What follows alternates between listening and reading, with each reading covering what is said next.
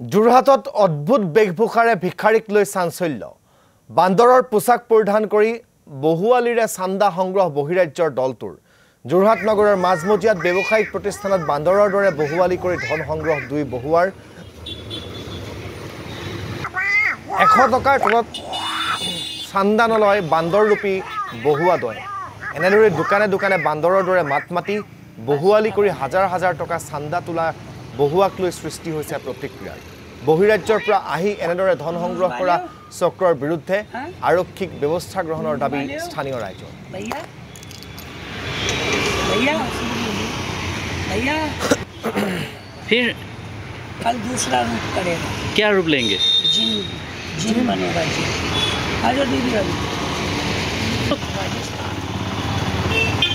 मतलब काम क्या करते हैं यही है? हमारा खानदानी कर्म है बहरूपिया महाराजों की जमाना है ठीक है। किसने बना दिया ये जो आपको कार्ड ले रहे हैं ना ये बहरूपिया हमारे बाप दादों के जमाने से